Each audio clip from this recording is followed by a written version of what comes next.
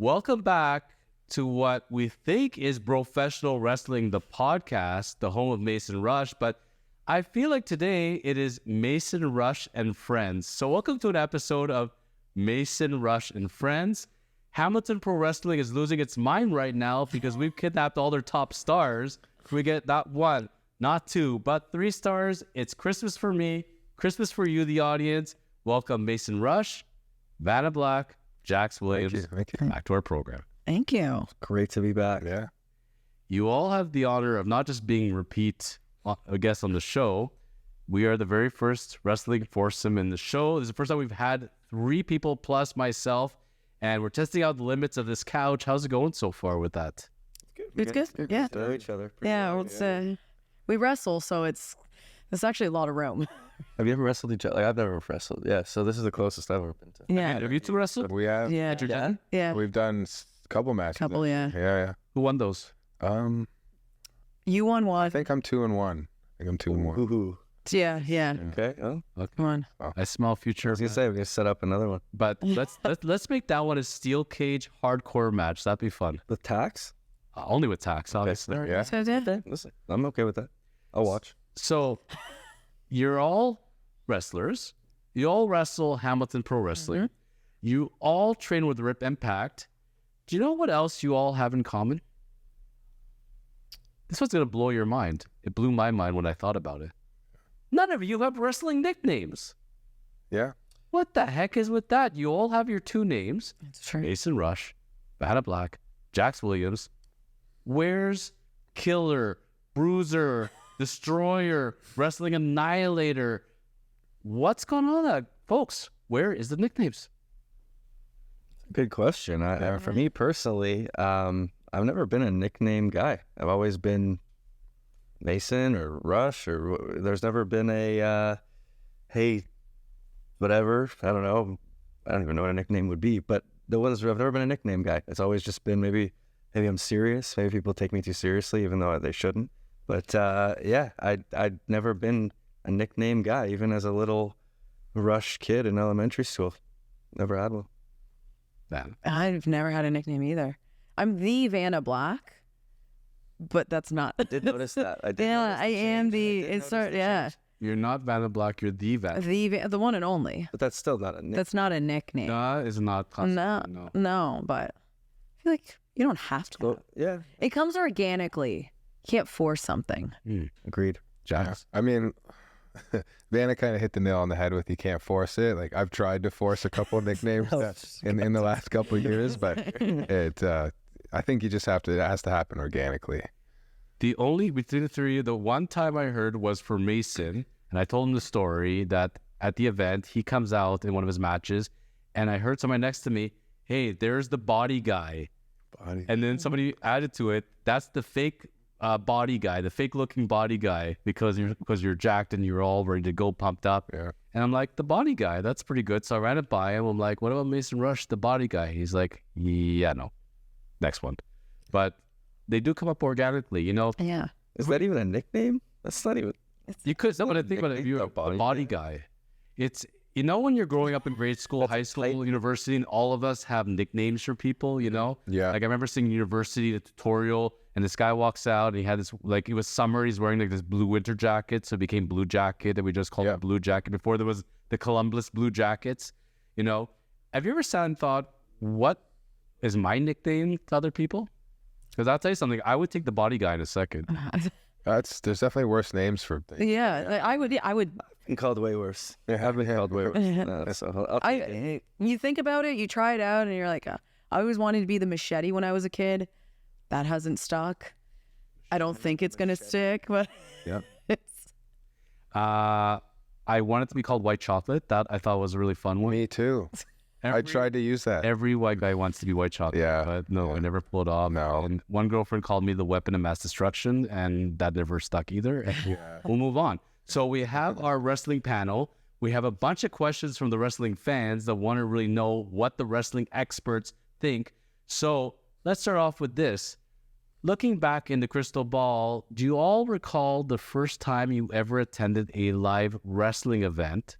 Whether it's a WWF, WWE, Indie? Tell us about it, please. in any order. I remember mine. It was SmackDown in London or Toronto, but I had a sign for Batista and I cut out a hole to put my face through. So I was hoping that if they turned to when signs were really popular, they turned to that on the TV and I'd pop my face so Batista could see me. And I was like 7 years old. Amazing. Didn't happen. I didn't meet him. The sign didn't work. Mine was probably about 6 years ago, so not too long ago. I went to an NXT show at the Meridian Center. And actually, it's funny because I learned through when I got involved in wrestling and how many people were there that day that I would end up knowing that I didn't know at the time. So yeah, that was my first one. Yeah, mine was I was 11 or 12, and my city, Thornhill, had they put on a local wrestling show at the community center, and they brought in Edge and Test, and then a bunch of local guys. I didn't even know what we were doing at the time, but we went to it was called Garnet A. Williams Community Center, maybe 500 people, and it was one of the cooler shows that I've seen. That was what got me into liking wrestling. Are you ready for me to age myself with you all? WWF? Bruno Sammartino. For all of you that are familiar with Toronto, Ontario, Canada, because, we're worldwide here on professional wrestling and Mason Rush and Friends. So picture this, you know that the Raptors and the Toronto Maple Leafs, they play out of which arena? Anyone? Scotiabank Arena. Before that, they played a place called Maple Leaf Gardens, which is now a grocery store. Mm-hmm. So picture this. A school, I believe. Summer of the time when it was, let's say in grade 8, Maple Leaf Gardens. It's sweltering hot. There's no air conditioning there in the summer, or they shut it off so they'd sell cold drinks. Who did I get to watch that night who performed? Hulk Hogan, Macho Man Randy Savage, Ultimate Warrior, $1 Million Man Ted DiBiase, Demolition. And this is not there was no SmackDown, there was no Raw, none of this. There was like 1 or 2 pay-per-views a year. This was a normal house show on a Sunday afternoon. Wow. And I have all the pictures from it. And looking back on it, first of all, and of course Hulk Hogan. And man, I'm looking at this and I'm like, wow, I got to see all of them. How lucky am I? And number 2, I didn't get to appreciate it, how good it was. Yeah. Like, 'cause that was just the standard. Like, imagine back then, it's not like it is today. All the top people all wrestled every single day pretty much. So Hogan, Warrior, like they would wrestle 300, 320, 340 days a year, not the Roman Reigns schedule. And we all got spoiled real fast back then. Yeah. So different times, different leagues. So it's funny, I get to say in my day. Yeah, it was good. That was good. That's a good card. That's a really good card. I'll show you all the pictures sometimes. So now on that token, we're looking at our respective eras. Looking back, favorite wrestler of all time and why? That's a tough one. Yeah. So many good, right? Wrestler of all time. Yeah, you gotta pick one. I think I'd go first. My favorite wrestler of all time is probably AJ Styles. Just that's the person that I've watched the most. I remember as a kid, I got a DVD for Christmas from my mom. She said that the guy at Blockbuster was like, if your son likes wrestling, you have to show him this DVD. And it was the Best of AJ Styles Volume 1 from like early 2000s. And I remember watching, all I'd ever seen is WWE at that point, and just mind-blowing stuff. Like I was hooked right away. So sitting here today, now when you reflect on him, are you TNA clean shaven AJ Styles or present day AJ Styles? Personally for me, I'm clean shaven, like younger AJ, just because he was like, he lived up to the name. He was phenomenal back then. He's amazing now, but his athleticism was just off the charts back then. It was so entertaining. Imagine AJ Styles in his prime back then in WWE. Oh my gosh. Just with the talent at that time too. Wow. Yeah. My only thinking on it is they had gotten their fingernails into him that early. I think they would have ruined him. I think he was better where he was. He really kind of created his own brand really throughout his career. Yeah.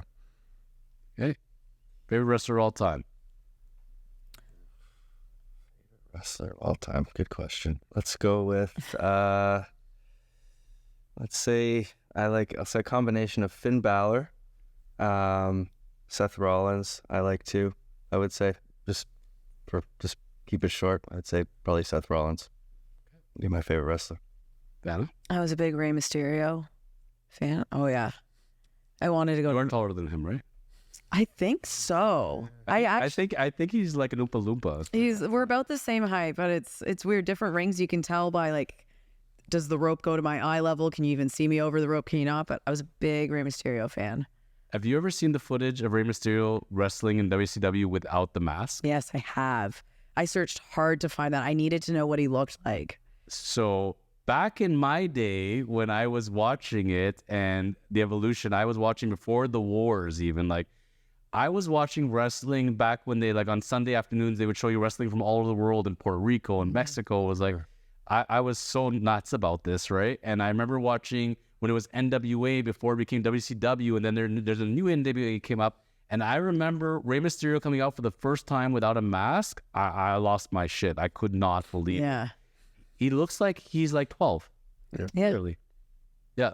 And even still, if you ever see him at the airport now, he still looks so young. Like I can't. He aged great. Yeah. Yeah. Yeah, he's like, I want to age like that. I'm sure he wears a mask though when he travels. Like from what I understand, like he if he's in public, he's wearing that mask most of the time. But they have caught him. Like I have seen a couple of clips of it, but he's still a deadbeat dad. I'm still being strong for Dom. But yeah, and if I'm gonna go with mine, all time, I gotta say Macho Man Randy Savage. There's been different elevations of the performer, the sports entertainment, you know, and they talk about Ric Flair, and Ric Flair came from Gorgeous George and the evolution of the robe, you know, superstar Billy Graham and the showmanship of it. And Macho Man took pieces of everybody, but when his music played, the classical music, and he popped out, and the presence, like all eyes were glued on this man. It was unbelievable. And he knew how to do that. He knew how to talk on the mic. He had the greatest promos, you know, he'd ramble on forever, but man, the guy was a lot of fun. Yeah. But he also knew how to wrestle. Like the guy could do it. And he trailblazed for so many people and did it for so long. So kudos to Macho Man up in heaven there and creating that legacy. I think a lot of new Seth Rollins comes from Macho Man too. Like a lot of it. In Seth Rollins' dream, he better pop. But his wardrobe. We got a battle going on right now. His the new visionary Seth Rollins tries to model himself after your boy. I don't know if it works. That doesn't work. I will agree with Roman Reigns and The Rock. He is a person that's been robbing his wife's wardrobe a little too much before he comes on stage. But I can see, like, I agree with you that he's trying to do it and make it his own style. He's trying to be flamboyant. He's trying to be, you know, a lot of that style, I guarantee you, comes from what he thinks of Macho Man. Seth, they're pulling for you, buddies. There you go. So now going from all-time wrestlers to favorite. I don't want to say up and coming wrestler, but do you have a favorite underdog where you're saying they either were there before and they're about to pull through again, or never quite made it but should have made it? If you had your favorite quote unquote underdog type wrestler currently, who would you go for? Like somebody right now who's breaking through. Mm-hmm. Okay. Yeah. Anybody you caught on TV before and you're like watching them and you see their style, you see they're working hard, you're saying, hey, they didn't catch their break, and I like what they're doing. Montez Ford. That's a good one. Yeah, that is actually really, I think they probably have long-term plans for him, but he has everything you would need. He speaks great. He's athletic as hell. He risks his body every match he's in. He was on a pretty good rise. We even had to talk about it where we felt like his tag team Dawkins was kind of holding him back from stardom a little bit, but yeah, for some reason they paused the plans on the push for. He was in that big match last year, with the Elimination Chamber one. I think it was Elimination Chamber. Yeah. He was amazing at it, and he was supposed to get a giant singles push, and I was really frustrated until I saw where they were going with him and Lashley. I liked the association. I thought it's going to go somewhere, and they're going to get the elevated push, and then all of a sudden they're fighting against the Last Testament, and I'm like, oh boy, jobber faction, here we go. So that would be my answer. But you know what? He's got his own little reality series going, and it's going to be on Hulu. They remind me of that every single commercial break. Yeah. And targeting you. I don't know. I watched a little bit of Ms. and Mrs. last year, and that was kind of entertaining. I don't know if this one will be the same. Give me Rampage any day over that. But hey, Listen, TV's TV. Yeah. TV is TV. All right, so we got a Montez Ford vote. I would go with Malachi Black, or Aleister Black is from WWE. Yeah, can I back on that? That's a, yeah. I feel like He's- that's a guy who like has every single quality of someone who should be featured heavily on any show or brand he's on, but for whatever reason, it never seems to happen. Just, I think he's got everything, all the tools, yeah. Everything from his look to the music to the faction to the name of the faction to the guys in there with him. You got Brody King, Yeah. and you have Buddy, whatever. That's his name another is, one, too. They, Yeah. you know, Buddy It's Murphy. solid. Like, They are so intimidating, and Julia Hart has just pulled away. Like, she is now elevated. She's doing her own thing. When she comes back to walk with them, it doesn't even feel right anymore. It feels like when Mommy is walking in with Judgment Day, Mommy is now in another league somewhere, and she's just so Julia Hart and Rhea Ripley, they are kind of carrying these guys at this factions at this point. But I agree with you, and I love when I hear Black on the mic. Like, he's as solid as they come. Yeah, like I would say almost no weakness in his game. Like Mike is there. His in-ring work is phenomenal. Like, yeah. If you put a bunch of face tattoos on you and cover your Jax, don't do it. I'm seeing Just work on the beard. That's it. honestly, Jax, you cover head to toe in tats, and House of Black may be called for you. That's tempting. Maybe I can do like some temporary ones and see how that works. Oh yeah. So we're doing before shows. Just like get the cloth. You have to put it on like when you were a kid again. Yeah. I had a friend of mine come to me not too long ago and said to me, you know, I'm thinking about getting a couple of face tattoos, and I'm thinking about going into modeling for that. I said, kind of very limited in life and where you're going to go once you got face tattoos, you know, only so many job opportunities there, but, you know, go for it. But, Yeah. you know, you look at Malachi, you look at the Brody King, you know, either they're going to be professional wrestlers or bouncers at a peeler club. That's about it. There's only so many options in life, Or right? own a gym. Or what? Or own a gym, Or own a gym. Yeah. which he does. So I'm going to say my person, and Mason Rush is going to be rolling around right now in frustration when he hears this. I know. I already know who he's saying. Is it- I already know who this is going to be. We already went through Baron Corbin. We've gone through Santos Escobar. And now it's time for Last Testament. It is Karrion Kross, 1,000%.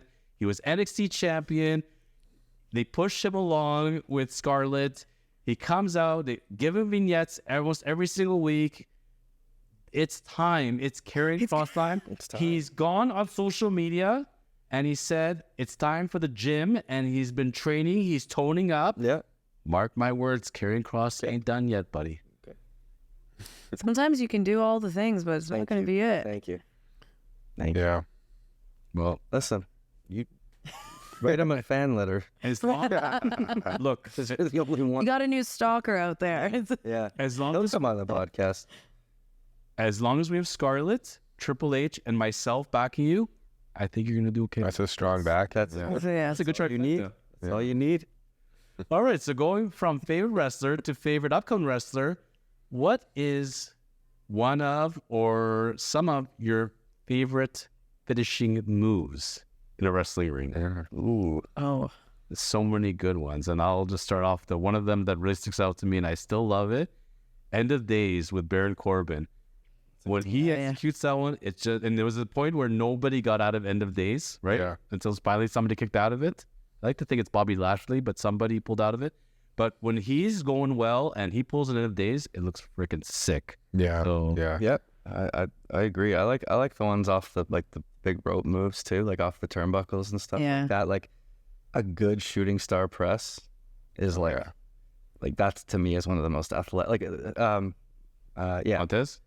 yeah. Like a moonsault, Montez. like a moonsault is unreal. But like it's like those videos of Brock doing those shooting star presses before he almost killed somebody.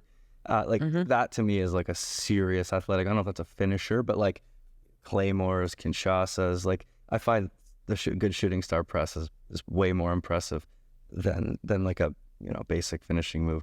Then a spear. Than a Or a leg drop. off a loop, right? Or like a 619, which is great, but like I feel like those moves you can do stuff like shooting star press, moonsaults, big swanton bombs off really high like object. That's, He's getting into hardcore. to me, that is are impressive. Can I put in a request for you at a future event? Mhm.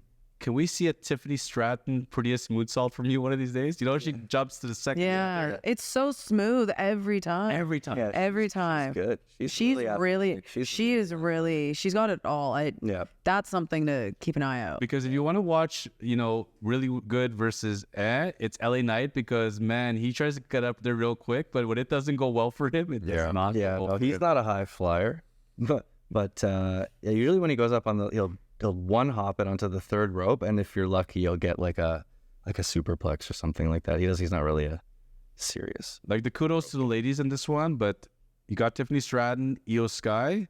Not many people could touch them in their finishing maneuver. Agreed. Yeah. Agreed. Vanna Jax.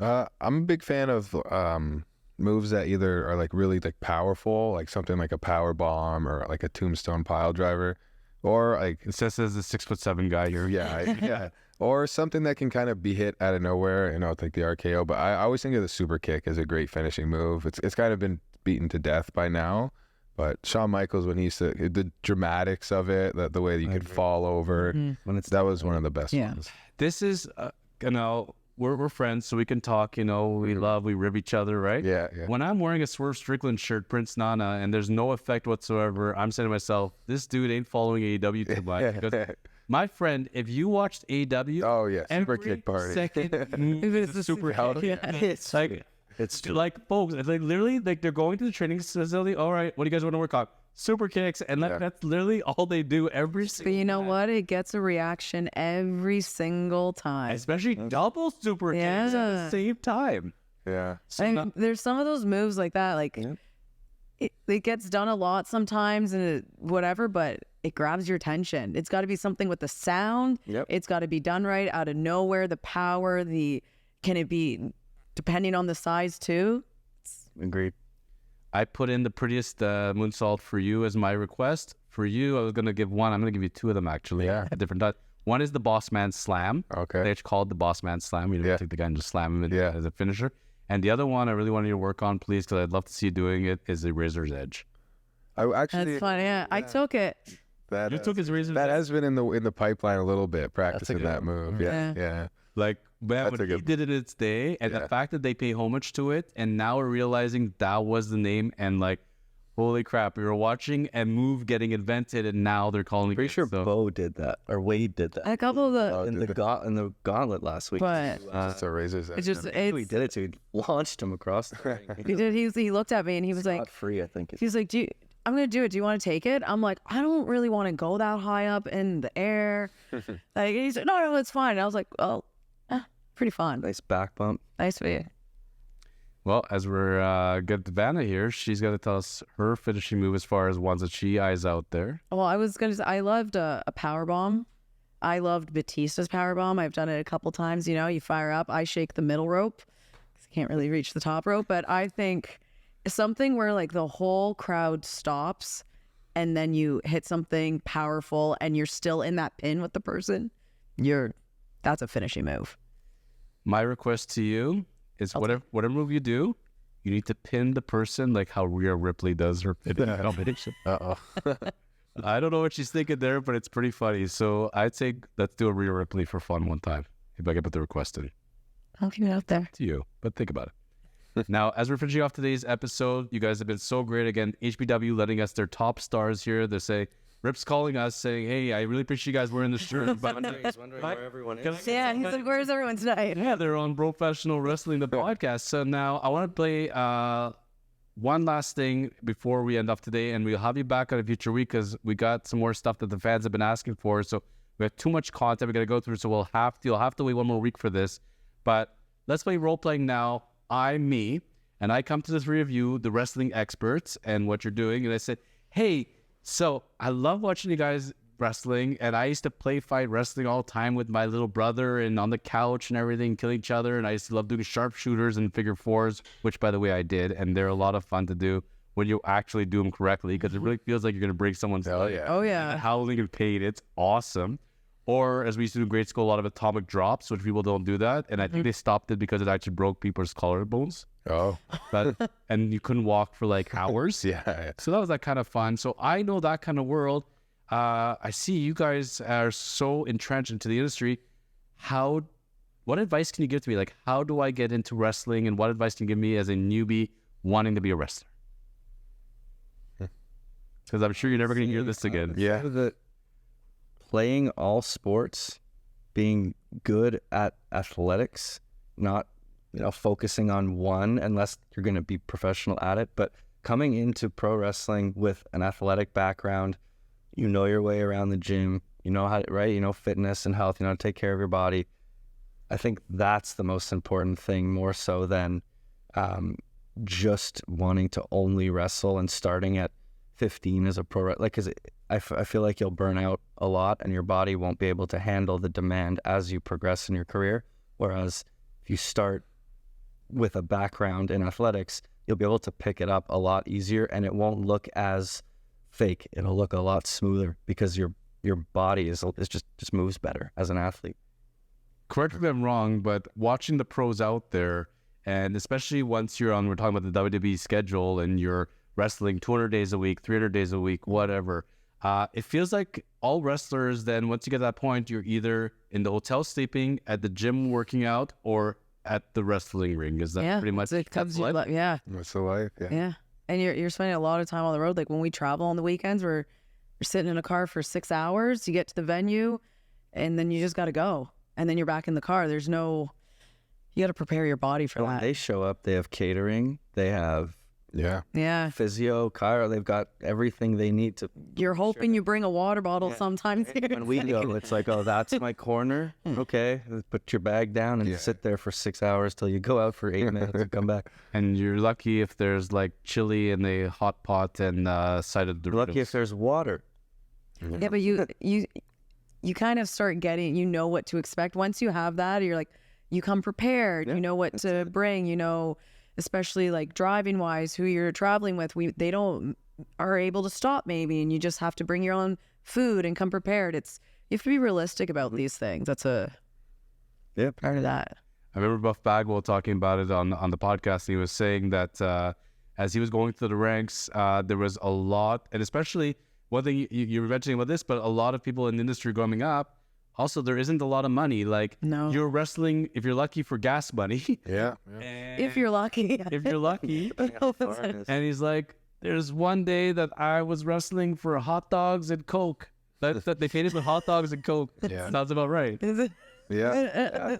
I don't think you can call yourself a pro wrestler unless you've gotten paid with the classic, right? The hot dog, right? It's almost like a rite of passage. Like it's kind of an honor. You know? And you hear the Darby Allin story as far as living in his car and just going from event to event. And man, I'm trying to picture sleeping like that. And you got to eat, and you got to get fit. It's a tough. It's a whole world that, like, you go there, you're training, you're living out your dream, and you go out there, especially the HPW shows, because they're massive and huge. But it's humbling when you go out in front of 10 people and you drove like 8 hours for that, and it's kind of like a messy show. You don't know what's going on, and then you're back in the car, and then you're sleeping in your car to go to the next show.